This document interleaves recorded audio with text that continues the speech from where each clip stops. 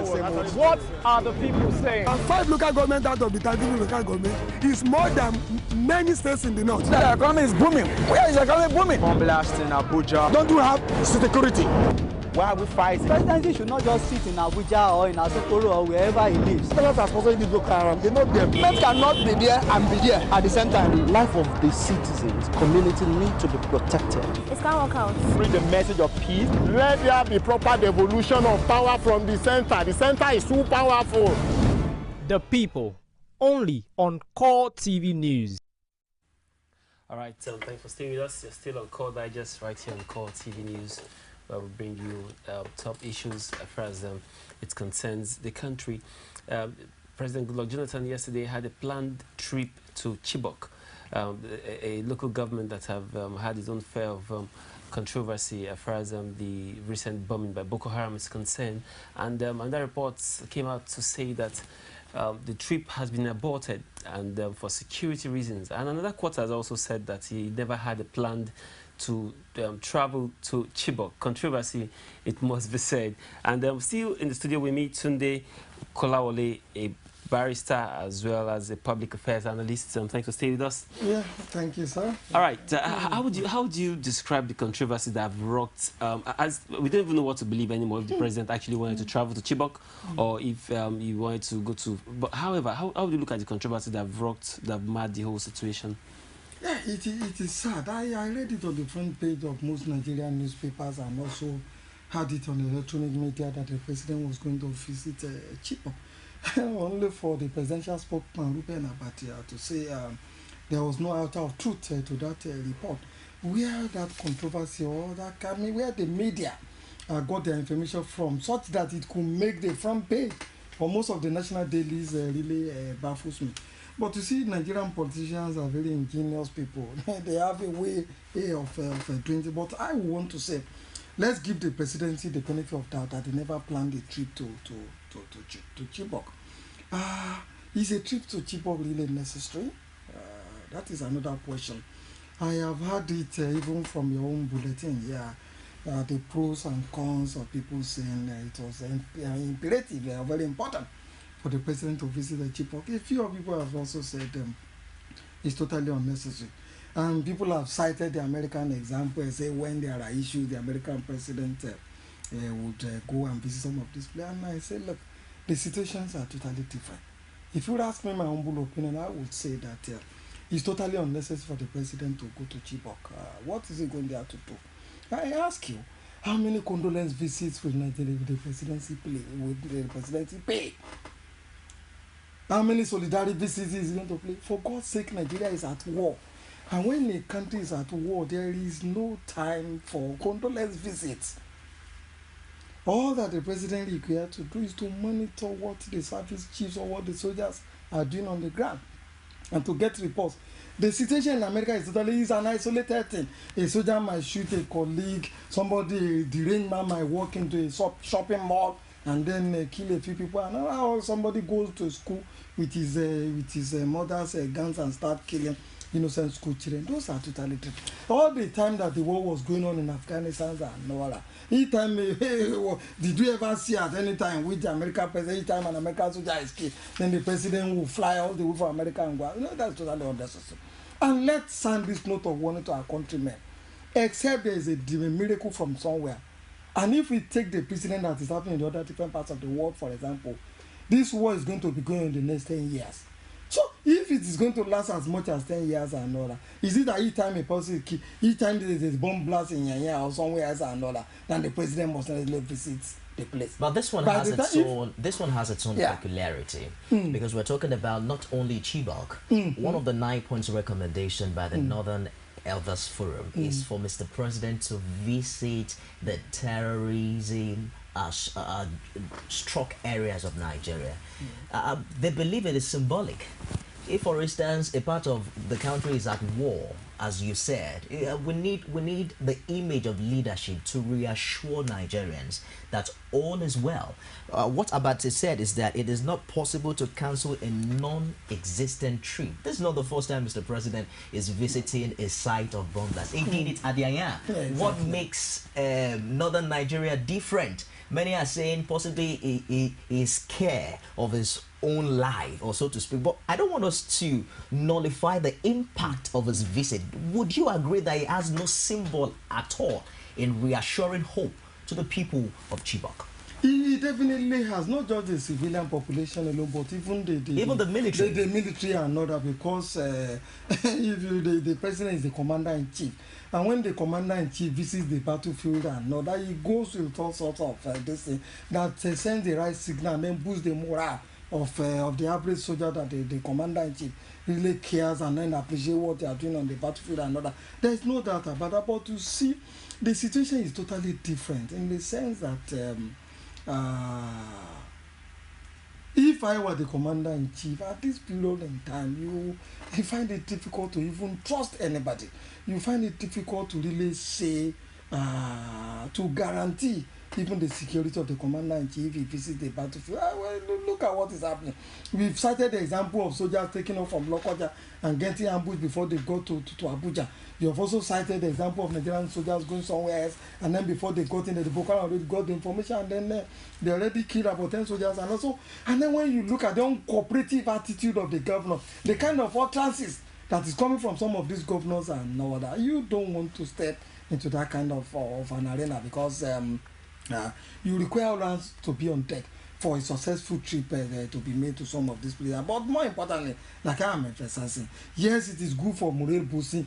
Yes, it is good for the citizens who say, look, the president cares for all of us. He is sympathetic to our cause. He comes around here now to show his feeling, to show his concern. But I say, when you are fighting a war, and a war that's going to be protracted, such as this insurgency war and all that, there's very, very little time for condolence visits and all these solidarity visits and all that. And we must also remember one thing, and this is very, very important, in the sense that all over the world, insurgency army want to distract the attention of the nation. They want you to play their script. They want our life to be at a standstill, to instill fear in us. So if there's a bomb blast in Chibok today, the president goes in, there's another one in Yenye, there's another one in Lokoja, what time will he really have to really face the challenges of governance? If the president is being blamed for not setting up a kind of situation room, so the American president set up when the American soldiers were trying to track Bin Laden, the president of America was in the situation room, the Secretary of State and some of these commanders were in there, and the commander-in-chief, that was the President Obama, another was in there getting report per minute until Bin Laden was killed, and then the signal came and so if I were the president, what I would have done, some of the funny things that is making today, I wouldn't be doing it. I would rather set up a situation room right in the presidential villa in there, in which I will take command of what the soldiers are doing on the battlefield. I will be getting 24 hours, and I will give an order to the to all those boys, to the service chiefs and other that I want this case rescued within the next 48 hours.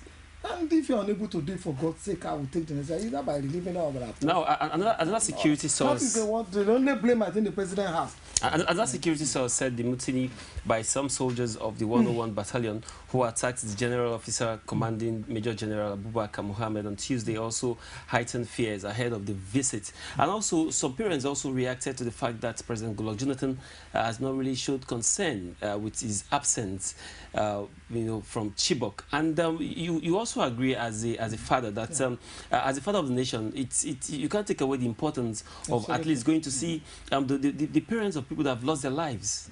Sorry, as well, that the presidency did not agree to an abduction until about 3 weeks after that incident. As a matter of fact, Shetima as well said it took the president 19 days after the abduction to even communicate with the president. So looking at all this, don't you think the president's visit would have been very, very important?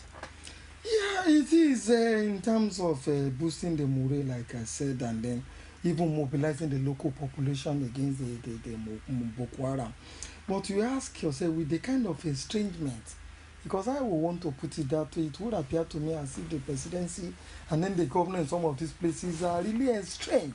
And when there is a kind of estrangement such as we have, and very few presidents who want to walk into the enemy territory, and so to say, no, you want to be reluctant to work that.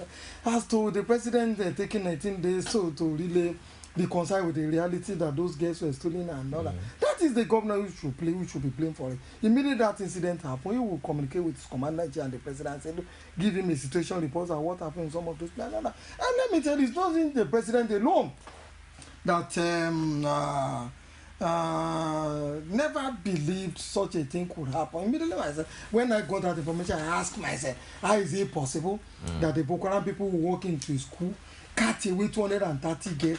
I do some little arithmetic as regards the number of vehicles that you require to do that kind of a thing, and then the number of hours that you will have to assemble in the middle of an emergency. In the middle of an emergency, and others. I find it very strange to believe. Either there are some collaborators in there, some black legs or some moles who have really aided the Boko Haram to really do this kind of thing in order to kind of give the presidency and even the generals who are conducting this war a kind of very, very bad image. So it was practically unbelievable. But when the reality now down on us and all that, like happened and all that, I said, look, somebody has been lethargic, there has been a lot of negligence. Even the local population are also culpable in what have happened. I give you an example. If I were the principal of that school, I would have my own security arrangement on ground, apart from what the police, the soldiers may be planning. If I were also the emir, the villager, the community leaders and all that, I will also have some security around the town, the village and all that. And then the other security that is going to be provided by the Nigerian state, that the federal government and all that. So there are all to have been 3 layers of security. But also, around those guys. Don't forget. Quick, let me hold you. Don't forget that before that time, the school was on holiday. They asked all the students to go home, and then the state government called back the students to school. That adequate security would be provided for them. And unfortunately, they returned back to their dormitories, only to find out that there was no security provided for them. At that point, would you blame the state government or federal? I would want to blame the state government, because you find out all these schools are they are under the state government. And if it was a federal school, it's a federal school. Fine, even if it is a federal school, you find out that the responsibility to provide security rests squarely first and foremost on the governor of the place. Or even let's start with the community here, like I said, and then you have maybe the DPO. If there is a police station around in there, the DPO is also culpable, and then you have the army who have their 7th battalion in a place like in that environment. So if that is the situation and all that, I don't think the presidency should be blamed for some of this. And don't forget, on a monthly basis, all these so-called governors take jumbo amount of money as security votes. What do they do with that security vote? Is it not supposed to be used to gather intelligence? Is it not supposed to be used to boost the morale of the soldiers and the police? They will even tell you that the money is not enough, that they are overwhelmed with rebuilding infrastructure, rebuilding markets and other things in the light of insurgency in that part of the nation. But as well, many are of the opinion that at least presidency should have sent a delegate, bearing in mind that the First Lady of that state was at the scene of the incidents. Well, one of the outcries of the northern governors actually is the need to carry the people of the state along. Now, they made a reference to the doctrine of counterinsurgency as propounded by the U.S. military. And what they said is that from the experience gathered in Afghanistan and Iraq, the U.S. has found out that carrying people along seems to focus more on support of the local population as much as scoring a military victory against insurgency. But the Nigerian military doesn't seem to understand that. There's still a lot of force against the local people, a lot of destruction of their infrastructure, a lot of illegal detaining of the local people. Now, when you consider all of these, you want to ask yourself the question that are we making the right step in the right direction, even as the House is considering another extension of the emergency room? Let me say this, it is a very sad development, the attitude of some of these few soldiers who are giving the Nigerian army a bad name. But again, we must remember that soldiers are also human beings. If you woke up this morning and then some of your colleagues, about 10 of them, were asked to go and do reconnaissance, what they call raking in the army, and then the process of doing it, they got ambushed, and then their bodies were brought back. They were brought back in a body bags. Like an average person, you will be filled with emotion. You will feel sad, you feel depressed, and then you want to react if you don't have the necessary military discipline. The way some of these soldiers have reacted. Don't let us also forget that we have never had this kind of experience before. it is very, very new to the Nigerian army. Insurgency war is totally different from where people say they've been sent to some of these places for keeping operations and they are versatile and another. For God's sake, peacekeeping is totally different from an insurgency war. So it's an experience they are not used to. So it will take them time to monitor this thing. It will take them to gather information. It will also take them time to be able to react in a proactive manner to the strategy, the scorched earth strategies that the Boko Haram people have really adopted. So I agree with the analysis that you have given, that you would have realized too that most of my argument has been anchored on the necessity to carry the local population along. And I'm saying if you are going to carry the local population along, it is not the presidency in Abuja that is doing mobilization from Abuja. It is the governor in India, it is the local government chairman, it is the community head who will be doing most of this mobilization. When the governor, because Maiduguri was made unsafe for him, who taught him to set up a civilian JTF in Maiduguri so that they were able to drive away the Boko Haram people from the seat of power. There's nothing stopping the local government chairman, for example, in Chibok, from also doing similar things in the environment. There's nothing stopping the emir or the Oba or the Obi or whatever they have in that place from also initiating his own security. Take, for example, what happened when the Modakeke and Ife were at war. The challenges that we're having now in those places and all that also happened between the Ife and the Modakeke. At a time when they draft the police in there and all that, and the soldiers and all that, they turn it to an avenue to make money. When the Ife people want to go and attack the Modakeke, they will give the Nigerian army or the police who are on ground and their information and all that, and then pay them security money. Some of these soldiers will even lead them in the attack. When the Modakeke also want to do similar things, they also pay. When they also want to bring in arms and ammunition from the different parts of God, the youth contingent of the Nigerian army of the police that will follow the convoy of the this and that. So those things will always be there. But when the communities now began to realize that they were being stupid in the way they were prosecuting the war, and that certain people were just feeding fat on some of these things and all, then they took responsibility for themselves. They took up the challenge and all, and they started prosecuting their war the way they wanted it prosecuted. So what am I saying? It will be foolhardy or foolish for anybody to say it is the presidency from Abuja or even the GOC that is based in Maiduguri and all that is going to find solutions to some of the whole solution to some of this thing. I say with all emphasis and my that 70% of the challenges or 70% of the war is going to be won by the local population. And until they begin to do that responsibility, I'll give you another person. There was a community in Afghanistan in which the Islamic fundamentalists said they don't want children to go to school, especially children. What did the community do? He harmed the local people. He set up his own vigilante group and all that, and provided them with ordinary guns, the guns and all that and all that. And then each time the children are in schools and all that, the vigilante group will always be around the school premises to protect the children and all that. And ever since then, the schools have been going in that community and all that. There's nothing stopping us from doing similar things here. Okay. So all these excuses and a lot of money on infrastructures and all that, and all this is neither here nor there. All right. Also, now coming back to the emergency rule, that of course that it's no more news that 6 months extension has been granted by the National Assembly and by the House of Reps. By the House of Reps. Yeah, I beg the your Senate pardon. is likely to concur. To concur, yeah. But now let's just take a little twist at it. A lot of analysts have also said that it has to do with Hugo tussle between the Northeast governors and the presidency. Would you concur to that?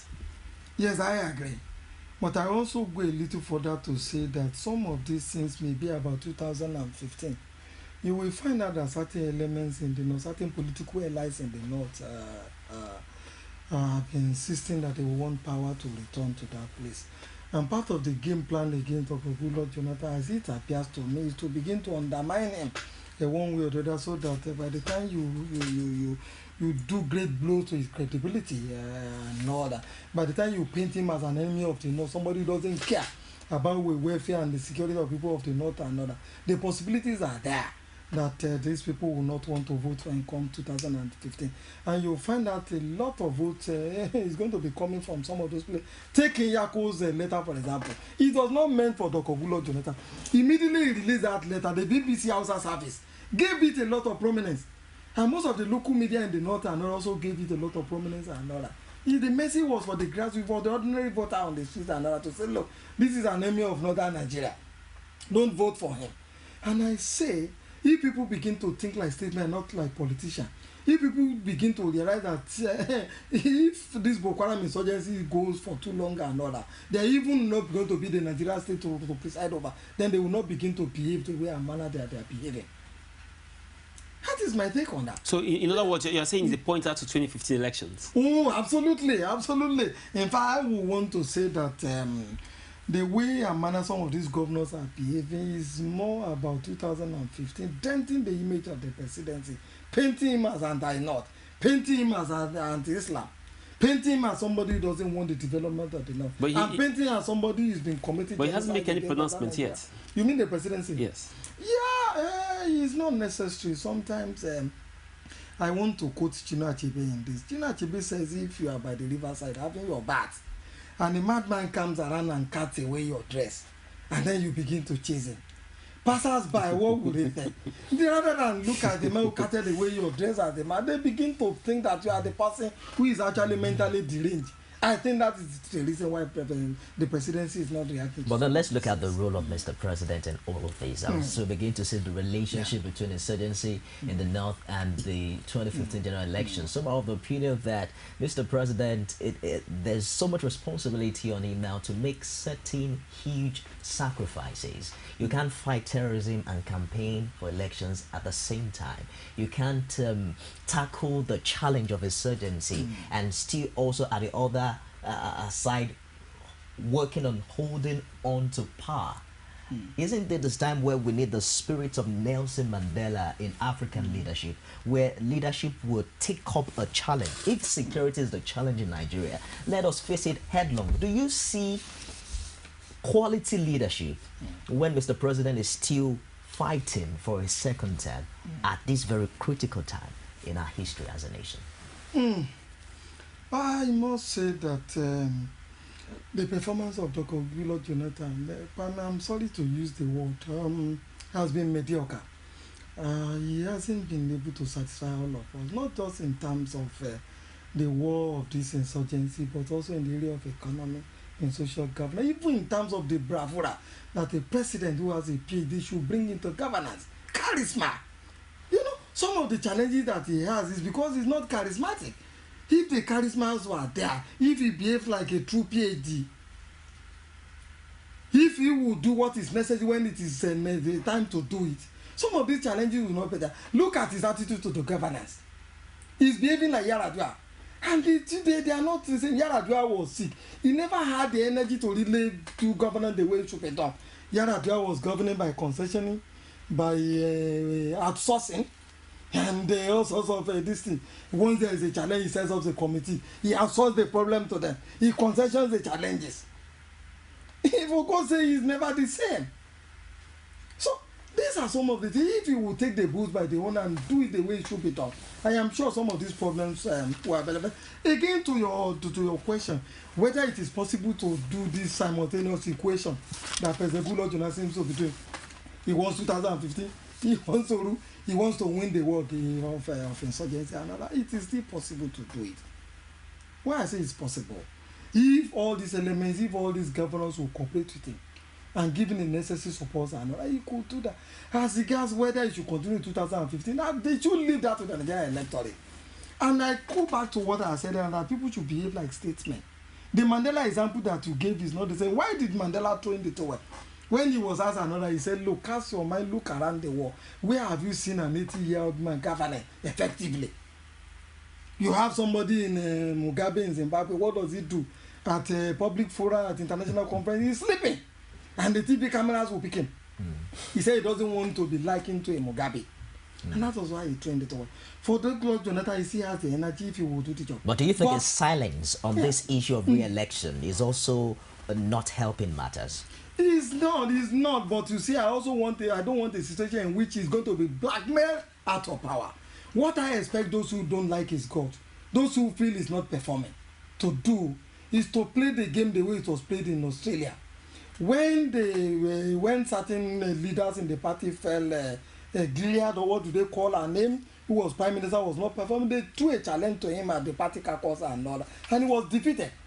And then the man who won the election stood the election against the Conservative Party also defeated.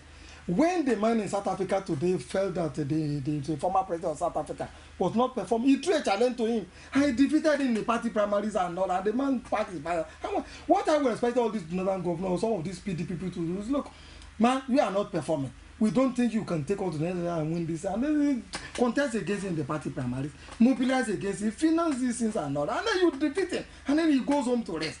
Rather than use this blackmail approach, this, no, for God's sake. Democracy doesn't go that way. We're also looking at how the extension, if approved, will impact on elections in northern Nigeria in 2015. But before that, we'd love to have your comments, and you can do that on Facebook. It's facebook.com/core TV News, as we begin to bring you into our live studios as we discuss insurgency in northern Nigeria and of course the possible extension of an emergency rule. You can also follow us at our Twitter handle, where you can as well drop your comments. It's @Core TV News NG, and you can watch previous episodes of this show. Of course, this current one will also be on YouTube shortly, and it's www.youtube.com/Core TV. Leave a space and add news, and you'll be right on track. Now, Barrister, some of the opinion that if this emergency rule is extended, that there's a possibility that governors in these affected states will have an extension as well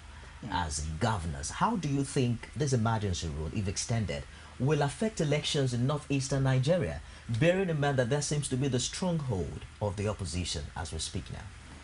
No, I don't think so. The scenarios are totally different.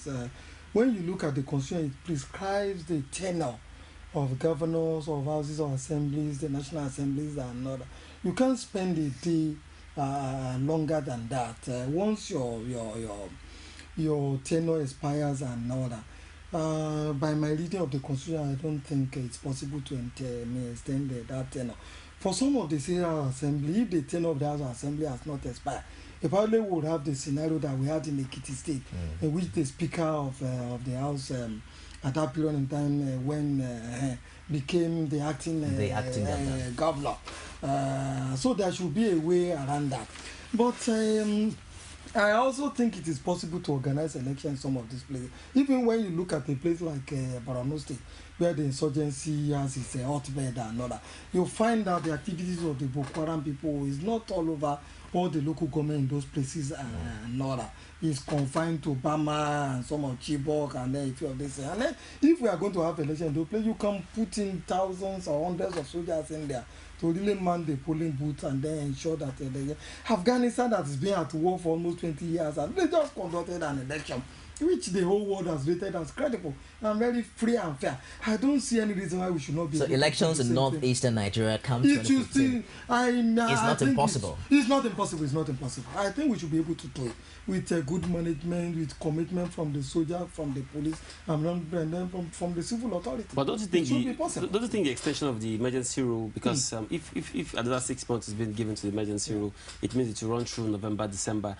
Now, don't you think it might just affect campaign that would have taken place earlier, and also it might just be an advantage to the opposition party? Yeah, that is possible. Campaigns in terms of physical campaign, stepping onto the social box and then meeting people one-on-one is likely to be affected. But when you look at the modern campaign strategies now, is actually they do very little of one-on-one campaigns. Mostly in the mass media, you are pasting posters, you are using the electronic media, you are using the newspapers and all that. So if it is not possible to meet the voters one-on-one, you could employ some other methodologies to really do the campaign, and it could be effective. As it is now, would you say that democratically elected governors is a solution to insurgency in the north? Now we've had state of emergency run concurrently with governors in power. I want us to foresee another election now and another governance. Will that bring a solution to the challenge? I think it would. I think it would. But I haven't seen any alternative to democracy. And I still want to cite the Afghanistan example. You want to tell the people that, look, power should derive from the ballot box, not from the barrel of the gun. such as the Boko Harams are trying to do, and such as the soldiers in the past will do by carrying out a military coup and all that. As we begin to go through this insurgency war, we'll begin to master the strategy and tactics of winning the war. The soldiers will improve on their modus of operation, and the civilian authorities, like I also said, will begin to contribute very, very good idea that at the end of the day is going to win the war. I gave the example of Chief Obafemi Awolowo earlier on and all that. His contribution to winning the Nigerian Civil War was even far enriching. Now, some of the contributions that some of the army generals made at that period in time, all we require to do is a kind of cooperation between the civilian authorities and then the military authorities. And you and I do know that in most of the states of the Federation, they have a security committee that they usually do almost on a weekly basis or monthly basis, in which the head of the army there, the head of the police commissioner, the civil defense corps, the state security service, and all, they all meet on a regular. But if these people will cooperate among themselves, I think they should be able to find solutions to some of these things. So one of the things you said earlier is you give a very good example of even in Egypt at a particular time when the crisis were going on, we saw Muslims protecting the Christians and Christians protecting the Muslims. Now, do you think community policing can be of a very good help in combating insurgency in that part of the country? It is absolutely vital. It's very, very necessary. You remember I also gave an example of a community in Afghanistan in which they fundamentally say women and children will not go to school. And the community said our children will go to school. They set up their own vigilante group, armed them with rain guns, bows and arrows, and the schools have been operated. So here too we require to do similar things. The community here should begin to take security serious in terms of mobilizing their people, in terms of I would also give you one good example. I read in the paper now a day or 2 days ago. There's a community in which they said they got information that the Boko Haram people were coming, and they're using their traditional science and all that. They made some efforts and then to provide protection for their community. They also armed the local people so that when the Boko Haram people came on the attacks and all that, they were overwhelmed. Their APC was seizing some of the weapons they lost, and the community claimed that they killed about 200 of those Boko Haram's insurgents who try to invade the local community. I mean, these are practical examples that we begin to see around ourselves. So we can't take it away from it. If you are going to win this war, the local community must be deeply involved in it. We must mobilize them and also empower them to do what is necessary. Also, don't forget that in this part of the states, the country we are talking about, the citizens there are not even allowed to use the word Boko Haram, because you don't know who your next neighbor is. Exactly. Now, if you're talking about community policing, and even in the army, where we think we can find refuge, the army has been infiltrated, and we are talking about community where most of the citizens there, either they don't know who is who. They don't know who is who. Some of them are sympathizers of Boko Haram. So at that point, do you think community police can really make sense? Yes, it will have a lot of challenges. There's no doubt about it. But why I'm optimistic is this: every potential Boko Haram member will come from a family. He has a father, he has a mother. Everybody is also going to be part and parcel of the vigilante group or whatever. Also comes from certain homes and all that. In most communities in this, especially in Yoruba land, I wouldn't know much about the North. If there's a thief in the community, it's usually very easy for the people within the environment to know that this person has a light finger. And if you have an unruly child, it's also very easy for the people to know. They know themselves. They should be able to, using the traditional sciences and all that, identify who the possible moles within the community will be and who is likely to be useful in being members of the vigilante group. If a community around the Chibok area could do what they did and then achieve the spectacular success they said they achieved, killing 200 Boko Haram soldiers and seizing their weapons and all that, it means it could be done in some other places. But no doubt about it, it's going to be faced with a lot of challenge. The local community, the local policing thing is not new in our history. Each time I see politicians say, it is going to be misused, we are not right for it, I just smile. These are people who are not conversant with the history of this country. when I was growing up, and I'm still a young man, I will remember even in those days that even Obas, villagers, had their own police in those days who could go in there and arrest people and bring them to the Oba's palace, bring them to judgment in the Oba's palace. There was also the native authority police in most communities. And you remember the constabulary. If you feel like as a teacher, as a nurse and all that, you go to the Nigerian police force and then listen there, they give you identity cards and all that. And they give you specific assignments. They call them constabulary in those days. They will wear their short neck. Most times you see them controlling traffic. Sometimes they are stationed in certain places. And also those things has always been there. Right. Even the last man that we have in Lagos is it not the police? In Kano, the Kano state governor set up his own police. They call the ISPA, that he has been using to enforce the Sharia law. Who has challenged him? Barrister, we'll crave your indulgence to stay with us another hour as we begin to check feedback from our viewership. And browsing today across 193 countries of the world, under the purview of the United Nations, is observed as International Day of Telecommunication and Society Information. And, the target, of course, is talking about the impact of the internet in social, economic, and political development of the nation. So I'm sure that getting feedback from our Twitter handle, our Facebook handle, and all the rest will also serve well, the intention of the United Nations. Bearing in mind also that the hashtag Bring Back Our Girls has gained a lot of popularity across the internet today. I was going to mention that. I think the use of internet cannot be overemphasized because we've seen the impact. When the hashtag Bring Back Our Girls was launched, within 24 hours we have over 2 million people subscribing to it. That to tell you the power of internet. I think whatever celebration or whatever we need to market with is very, very important. As it's very, very important. Bring back our girls everywhere in the world. As a matter of fact, yesterday in Nairobi, before the bomb explosion, there were protests. Bring back our girls. I saw another protest in Washington D.C. yesterday, where Nigerians in diaspora, as well in Great Britain, everywhere is Bring Back Our Girls. We really hope that someday we'll have a lot of things to smile about. At this point, to go for a break for the news on the hour. Nifemi Oguntoye is standing by for that. And when we come back from the break, we'll be taking your response and reactions from our Twitter handle, Facebook, as well as some comments we've been receiving from our YouTube channel. Stay with us. We'll be back after the break. Nigerians continue to Tonight, the city of Lagos went and dark as all Be the first to know from the north, south, east, west, and around Africa. We break the news. One Nigeria. Now you can catch all the actions live as the news breaks.